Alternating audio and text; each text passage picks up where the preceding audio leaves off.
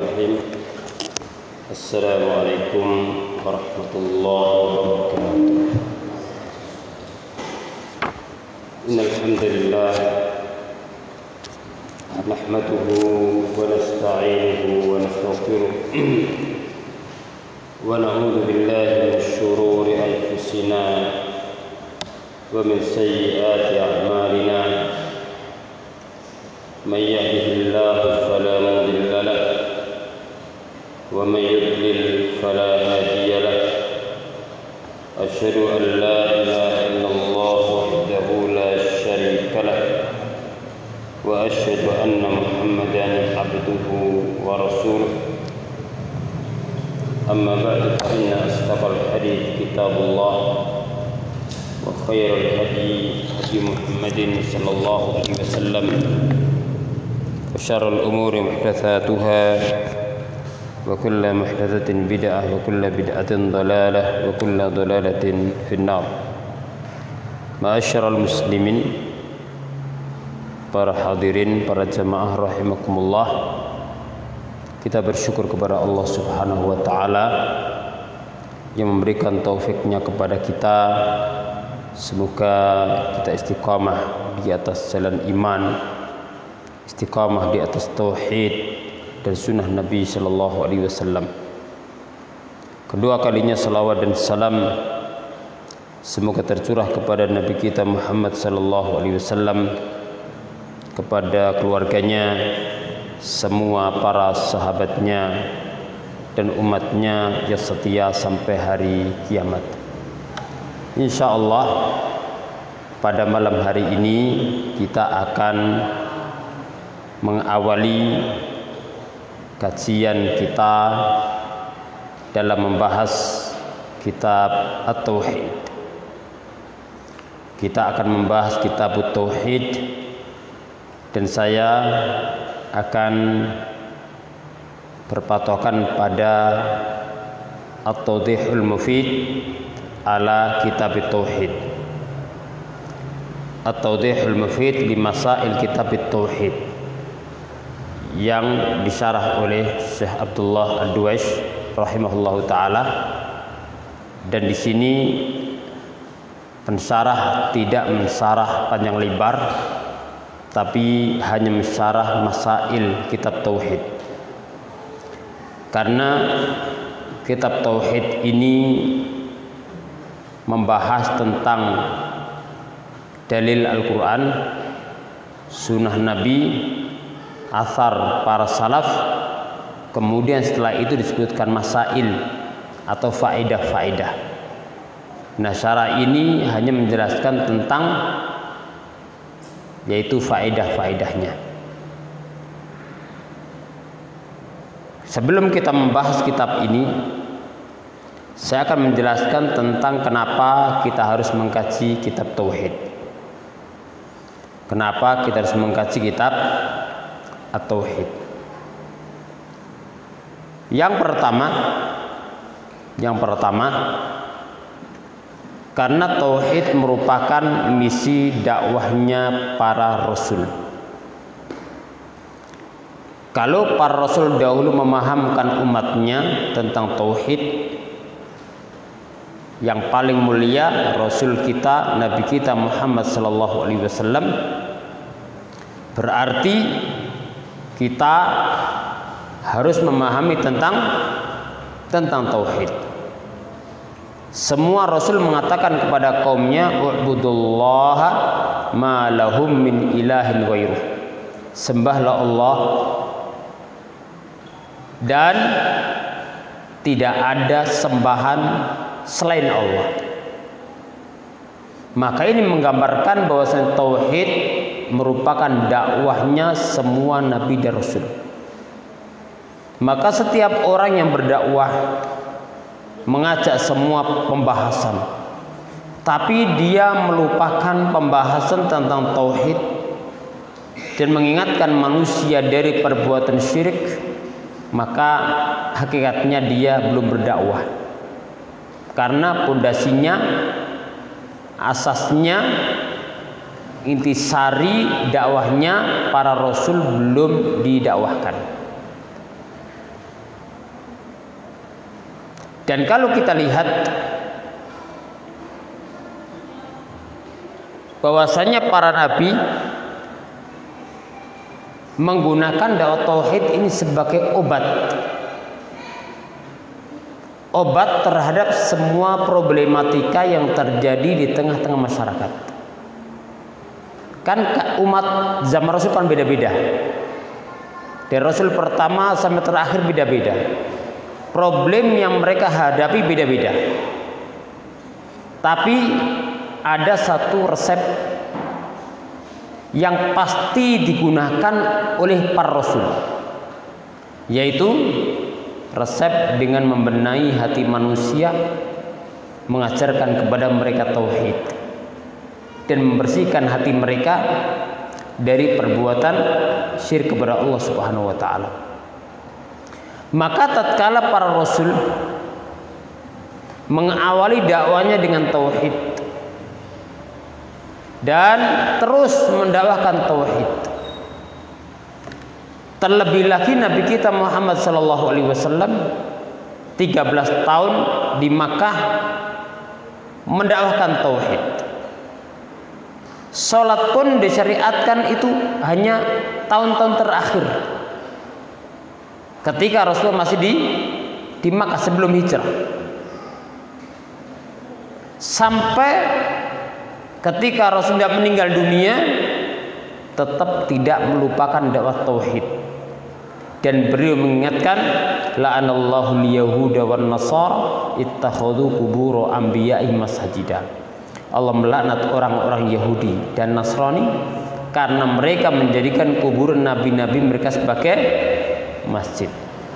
Tatkala Rasulullah menyebutkan tentang perbuatan orang-orang Yahudi dan Nasrani yang dilaknat oleh Allah, maka harapannya adalah supaya umat ini tidak melakukan seperti perbuatan mereka. Kalau kita timbang parah mana keadaan saat Rasulullah berdakwah di tengah-tengah manusia dan kerusakan zaman ini, kira-kira rusak mana? Rusak saiki? Apa rusak biyen? Rusak sekarang? Mungkin dalam satu sisi ya ada kemungkaran zaman ini yang tidak ada pada zaman dahulu. Tapi secara garis besar kerusakan saat Allah mengutus nabinya Muhammad SAW itu lebih berat, lebih parah daripada kondisi kita saat ini. Karena Allah mensifati mereka dengan wa in kanu min qablu lafi dhalalin mubin. Sebelum Allah mengutus Nabi Muhammad, umatnya itu sungguh mereka dalam kesesatan yang nyata. Ketika kondisi rusak, Rasulullah menggunakan resep dakwah tauhid ini. Didakwahi. Ayat-ayat yang turun awal-awal juga ayat-ayat Makkiyah yang fokusnya berkaitan dengan keimanan, berkaitan dengan tauhid. Sukses, berubah. Manusia menjadi kuntum khaira ummatin ukhrijat linnas. Kalian sebagai manusia yang dikeluarkan untuk manusia. Ayat ini rekomendasi kepada para sahabat karena belum ada muslim yang lainnya. Kuntum khaira ummatin ini adalah rekomendasi terhadap para sahabat Nabi Shallallahu Alaihi Wasallam. Generasi akhir bisa masuk dalam ayat ini dengan syarat apabila mereka berjalan di atas jalan para sahabat Nabi Shallallahu Alaihi Wasallam dalam beragama. Maka apabila kondisi saat Rasulullah diutus oleh Allah manusia rusak dan menjadi orang-orang yang Allah sifati dan khairiyah, maka akhir umat ini juga akan bisa berubah menjadi lebih baik kalau dakwahnya didasari dengan tauhid dan keimanan yang benar, maka jangan lupa untuk memahami tentang konsep tauhid, konsep kesyirikan. Ini perkara yang paling wajib bagi seorang muslim. Kemudian yang kedua, kenapa kita harus mengkaji kitab tauhid? Jawabannya adalah karena kitab tauhid yang akan kita bahas dibangun di atas Al-Qur'anul Karim. Yang kedua, sunnah Nabi Shallallahu Alaihi Wasallam. Yang ketiga adalah athar para salaf dari sahabat dan generasi setelahnya. Oleh karena itu, kewajiban kita adalah untuk mempelajarinya, untuk menyebarkannya, dan ini memberikan faedah kepada kita. Perkara tauhid itu sudah dibahas oleh Al-Quran, sudah dibahas oleh sunnah Nabi Shallallahu Alaihi Wasallam, oleh generasi awal umat Islam. Maka untuk memahami tauhid, maka lihatlah Al-Quran, sunnah, bagaimana akidah tauhid, penjelasannya para sahabat Nabi Shallallahu Alaihi Wasallam. Jadi kitab ini tidak banyak diberikan komentar oleh penulis. Beliau menyebut ayat, hadis, athar, babnya pun kadang-kadang dari ayat, kadang istinbat, lalu disebutkan faedah-faedahnya. Nanti akan kita bahas insya Allah. Yang ketiga, kenapa kita harus mengkaji kitab tauhid? Jawabannya adalah karena manusia secara asal itu berada dalam kebodohan. Pada dasarnya manusia dalam kebodohan. Dan untuk menghilangkan kebodohan dengan cara apa? Belajar. Belajar. Dan kebodohan yang paling bahaya adalah kebodohan terhadap tauhid. Berarti memahami tentang tauhid ini perkara yang paling agung. Wallahu akhrajakum min butuni ummahatikum la ta'lamuna syai'a. Ialah Allah yang mengeluarkan kalian dari perut ibu-ibu kalian sedangkan kalian tidak mengerti apa-apa. Wa ja'alakumus sam'a wal basara wal afidah. Allah jadikan pendengaran sarana mendapatkan ilmu. Wal absar, penglihatan, juga sarana mendapatkan ilmu. Wal afidah, dan hati. Maka apabila seorang dalam hidupnya menggunakan telinganya, menggunakan pandangannya, dan dia menggunakan mata hatinya dengan baik, maka insya Allah akan menjadi orang-orang yang mendapatkan ilmu, bisa beramal, dan bisa istiqomah di atas jalan Islam. Karena Allah berikan sarana untuk menggali ilmu. Kalau tidak kita gunakan, maka kita yang merugi. Karena Allah berikan kepada kita pendengaran, maka kita gunakan. Dari Ibnu Qayyim menjelaskan terkait firman Allah, inna fi dzalika ladzikra liman kana lahu qalbun aw alqas sam'a wa huwa syahid. Syarat seorang mendapatkan pelajaran itu ada 3. Berdasarkan ayat tadi, inna fi dzalika ladzikra, sesungguhnya pada demikian itu ada pelajaran. Pelajaran bagi siapa? Liman kana lahu qalbun, bagi orang yang punya hati. Lho kabeh duwe hati. Maksudnya apa? Menggunakan hatinya. Membersihkan hatinya supaya bisa menyerap ilmu, menyerap wahyu. Au alqasam'a, atau dia menggunakan pendengarannya. Berarti syarat kedua untuk mendapatkan pelajaran, mendapatkan ilmu, mendapatkan peringatan adalah dengan ilqa'us sama, isgha', perhatian. Perhatian. Sahabat dahulu ketika mereka mendengarkan Rasulullah menyampaikan ilmu, itu kepalanya enggak gerak, seakan-akan di atas kepala mereka ada seekor burung. Kalau gerak akan terbang. Fokus, khusyuk mereka. Syarat yang kedua apa? Isqa', mendengarkan. Wa huwa syahid, dan dia syahid. Itu dia seakan-akan ayat itu diarahkan kepadanya. Hadis itu kalau disampaikan seperti hadis itu diarahkan kepadanya. Apabila hati bisa dimasuki ilmu wahyu karena jernih, suci, lalu kita menggunakan pendengaran kita menyimak dengan seksama, kemudian hati kita hadir, itu makna wa syahid, maka insya Allah akan mendapatkan ilmu, mendapatkan pelajaran. Berarti hati tempatnya, kemudian pendengaran, perhatian, hatinya hadir, tidak lengah.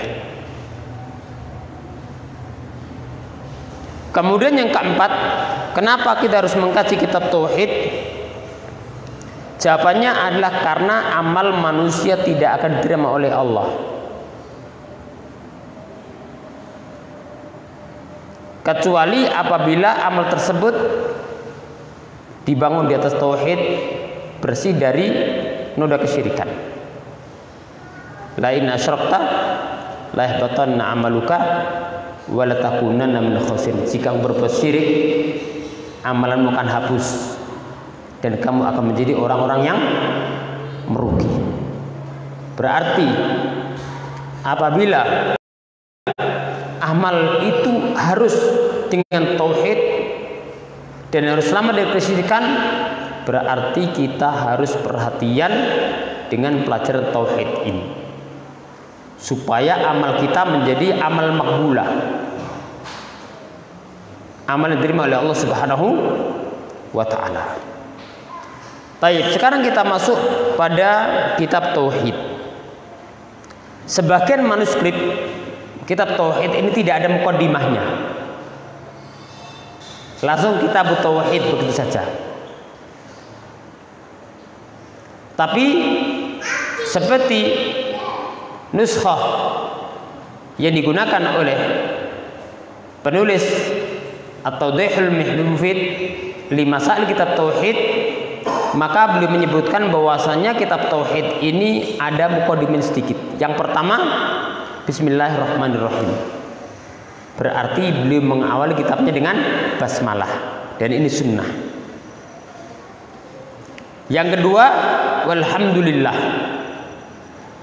Beliau mengawali kitabnya dengan membaca hamdalah.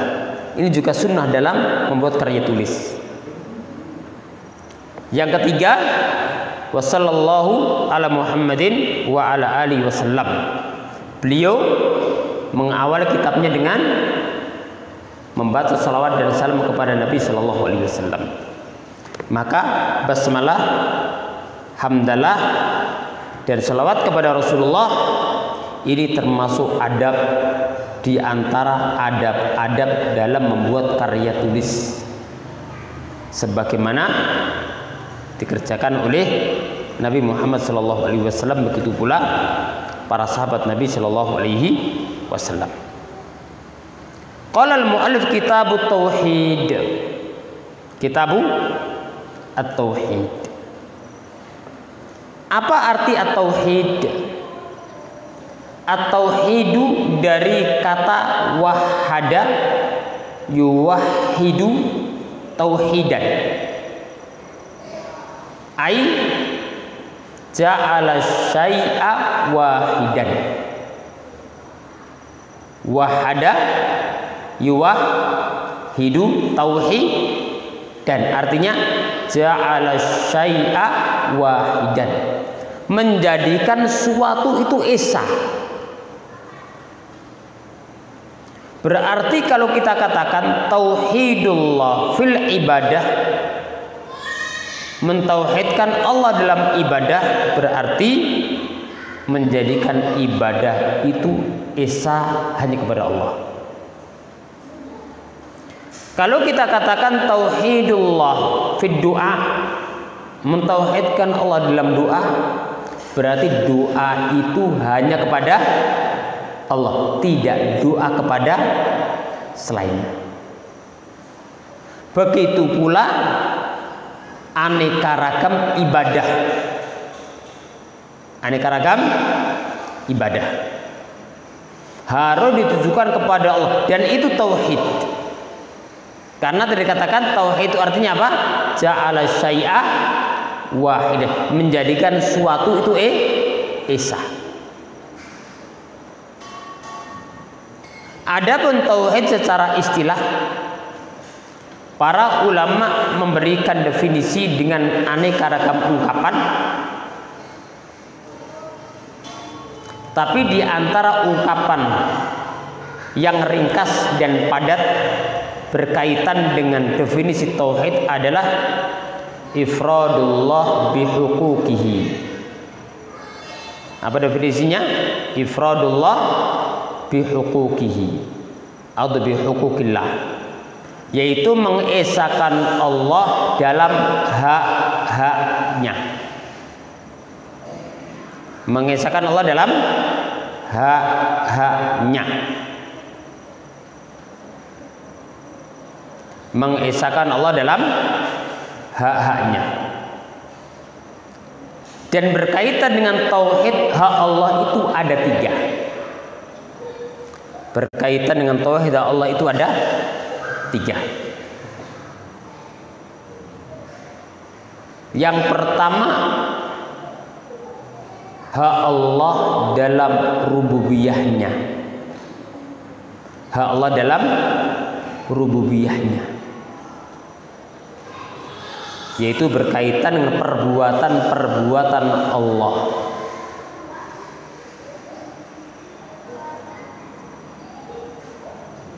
Yang pertama apa tadi? Hak Allah dalam rububiyahnya, yaitu berkaitan dengan perbuatan-perbuatan Allah. Kita menetapkan Allah Al-Khaliq, pencipta, tidak ada pencipta selainnya. Allah memberikan rezeki, tidak ada rezeki selainnya. Allah menghidupkan, mematikan, seterusnya. Yang kedua adalah hakullah fi ibadatihi, yaitu hak Allah berkaitan dengan ibadah atau uluhiyah. Hak Allah berkaitan dengan ibadah atau uluhiyah, yaitu memurnikan ibadah hanya kepadanya. Memurnikan ibadah hanya kepadanya. Hak Allah dalam ibadah atau uluhiyahnya. Yang ketiga, hak Allah dalam nama-nama dan sifatnya. Yang ketiga, hak Allah dalam nama-nama dan sifatnya. Allah menetapkan nama-nama dan sifat untuk dirinya, kita tetapkan. Rasulullah menetapkan nama dan sifat untuk Allah, kita tetapkan. Karena tidak ada yang lebih tahu tentang Allah melainkan Allah sendiri. Maka tatkala Allah menetapkan nama atau sifatnya, maka wajib kita tetapkan. Dan itu bukti keimanan. Lalu Rasulullah apabila menetapkan nama atau sifat untuk Allah, wajib kita tetapkan. Dan itu bukti ittiba kita kepada Nabi Shallallahu Alaihi Wasallam. Karena tidak ada yang lebih tahu tentang Allah setelah Allah, melainkan siapa? Nabi kita Muhammad Shallallahu Alaihi Wasallam. Makanya beliau pernah bersabda, ana a'lamukum billah wa atqakum lillah. Aku orang yang paling tahu tentang Allah dan paling bertakwa kepada Allah.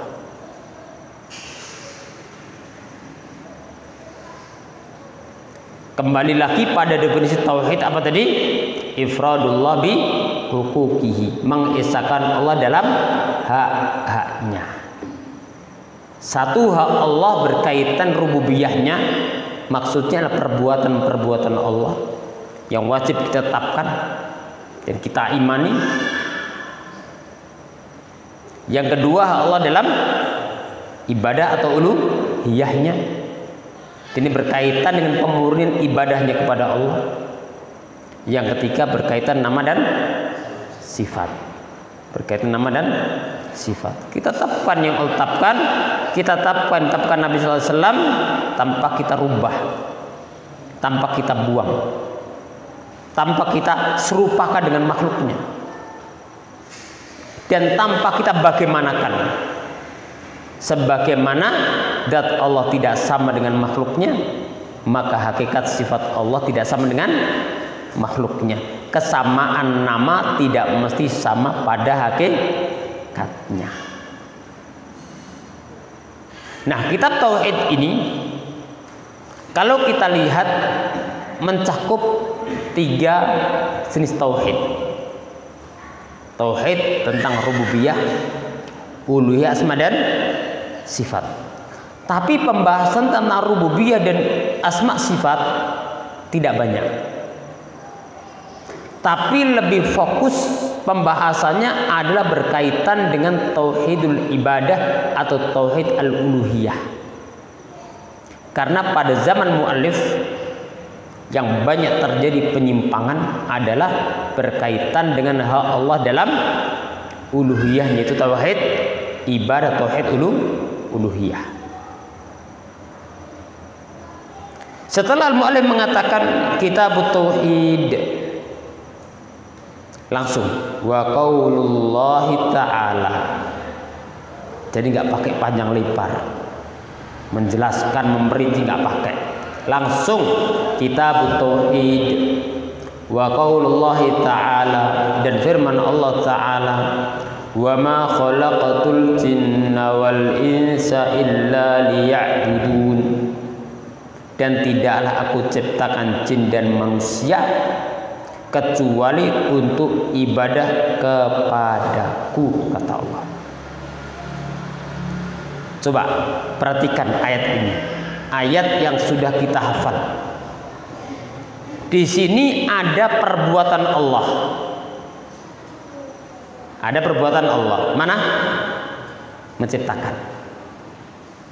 Wa ma khalaqtul jinna wal insa. Dan ada suatu yang Allah inginkan,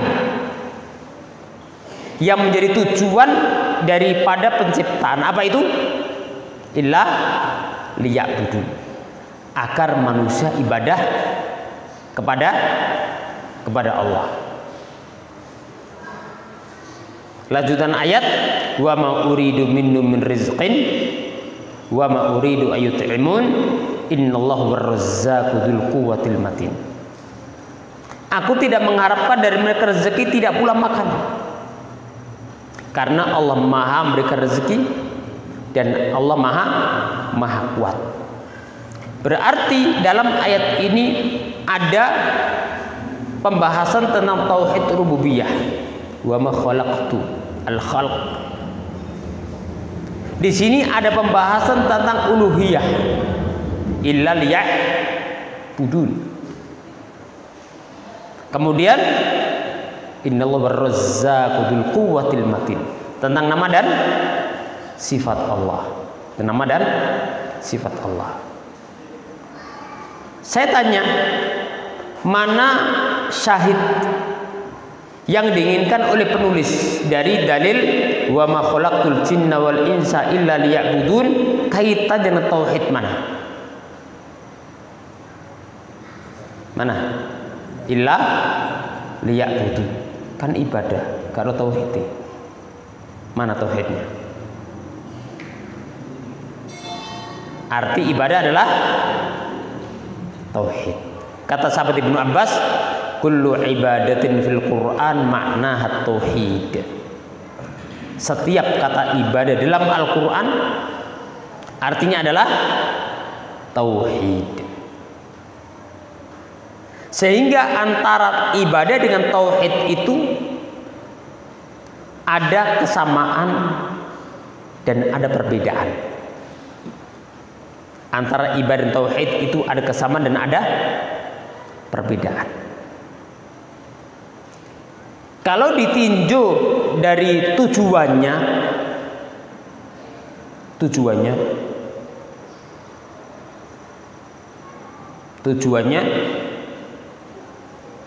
maka semua amal seorang muslim yang murni kepada Allah adalah tauhid. 2 kalimat syahadat ada tauhid, salat ada tauhid, zakat tauhid, puasa tauhid, haji tauhid, dan seterusnya. Kalau dimurnikan kepada Allah, tujuannya. Tapi kalau kita lihat dari sisi afradul a'mal, satu demi satunya, maka tauhid itu berbeda dengan ibadah. Tauhid itu berbeda dengan ibadah. Karenanya Rasulullah ketika mengutus sahabat Mu'ad ke negeri Yaman, belum mengatakan innaka ta'ti qauman min ahli kitab.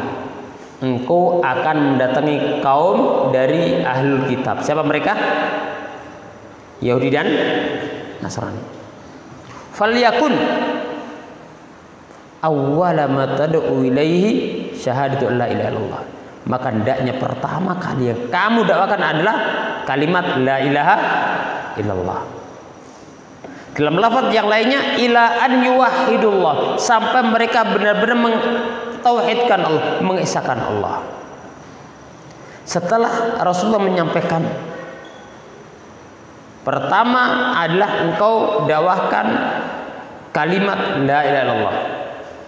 Wa innahum ata'uka lidzalik, karena mereka mentaatimu, fa'alimhum, kabarkan kepada mereka bahwasanya Allah mewajibkan sholat 5 waktu sehari semalam, lalu zakat. Nah, berarti di sini kalau dilihat dari segi satu demi satunya, maka tauhid berbeda dengan sholat, sholat berbeda dengan zakat. Begitu pula zakat berbeda dengan puasa beda dengan haji. Begitu pula amal-amal yang lain. Tapi kalau ditinjau dari semua amal itu dimurnikan, ditujukan hanya kepada Allah, maka artinya adalah sama, ada titik temu sama, karena semua juga kepada Allah Subhanahu wa ta'ala. Cuma kalau satu demi satu, maka kalimat la ilaha illallah itu adalah tauhid. Tayyib. Berarti dalam ayat ini mengandung penjelasan tentang hikmah dan tujuan dari penciptaan manusia. Apa itu? Agar mereka ibadah. Ini perkara yang wajib bagi setiap individu, harus paham. Manusia kalau memahami tujuan penciptaannya di dunia, maka dia akan menjadi hamba Allah yang benar. Tapi kalau seorang tidak memahami tujuan keberadaan dunia, maka dia tidak akan menjadi hamba Allah yang sebenarnya. Maka ini pembahasan yang penting. Nah, kalau Allah menciptakan manusia di dunia untuk ibadah, berarti Allah memerintahkan manusia di dunia untuk ibadah. Berarti di sini ada dua sisi pendalilan. Satu, hikmah daripada penciptaan dan jin untuk ibadah. Yang kedua, Allah memerintahkan mereka untuk ibadah. Dan hukum asal perintah adalah wajib. Berarti mentauhidkan Allah hukumnya adalah wajib bagi manusia dan bagi jin. Kita masuk pada dalil yang kedua. Wa qauluhu, dan firman Allah Subhanahu wa taala, wa laqad ba'atsna fi kulli ummatin rasulan an i'budullaha wastanibut taghut. Surat An-Nahl ayat 36. Dan sungguh kami telah utus pada tiap umat seorang rasul. Umat itu memiliki beberapa makna. Makna yang pertama, umat itu artinya waktu, seperti dalam surah Yusuf, waddakara ba'da ummatin, itu ba'da zaman, ba'dal waqt. Yang kedua, umat itu artinya adalah qudwah hasanah, suri tauladan yang baik. Makanya Nabi Ibrahim dinamakan ummah walaupun satu orang, karena beliau suri tauladan. Yang ketiga, ummah artinya adalah sekumpulan manusia, umat Islam, umat manusia. Dan di sini maksudnya adalah mana yang berapa? Mana yang ketiga. Dan sungguh kami utus pada tiap umat seorang rasul. Apa tujuannya?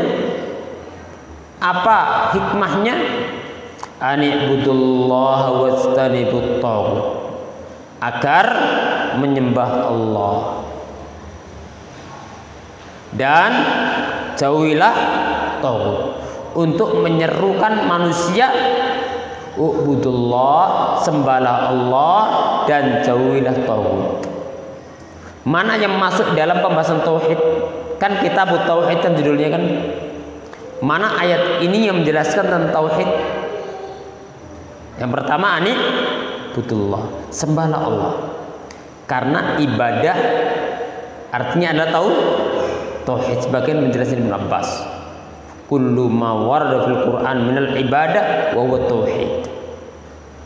Yang kedua, dalil yang menjelaskan tentang tauhid pada ayat ini adalah larangan untuk apa? Menyembah selain Allah. Jauhilah taghut. Nah, larangan menyembah selain Allah berarti perintah untuk memurnikan ibadahnya kepada Allah. Berarti ini tentang tauhid. Yang ketiga, ibadah kepada Allah tidak akan terrealisasi, tidak akan terwujud kecuali dengan meninggalkan peribadatan kepada selain Allah. Wastanibut taghut, dan jauhilah taghut. Nanti insya Allah kita bahas apa arti taghut dalam masailnya. Berarti ayat ini menjelaskan tentang hikmah dan tujuan Allah mengutus para rasul. Itu apa? Agar mereka menyeru kepada umatnya untuk mengajak manusia ibadah murni kepada Allah dan meninggalkan segala peribadatan selain Allah Subhanahu wa taala. Wa qauluhu, dan dalil ketiga dalam surat Al-Isra ayat 23 dan seterusnya. Wa qadha rabbuka alla ta'budu illa iyyah wa bil walidaini ihsana imma yablughanna 'indakal kibara ahaduhuma aw kilahuma fala taqul lahumā uffin wa la tanharhumā wa qul lahumā qawlan karīmā wakhfid lahumā janāha dhulli minar rahmah wa qur rabbirhamhumā kamā rabbayani shaghīrā. Di sini muallif pensarah melanjutkan ayatnya berkaitan dengan hak orang tua. Wa qadha rabbuka, dan Tuhanmu merintahkan. Jadi qadha itu punya beberapa makna. Yang pertama, memerintahkan.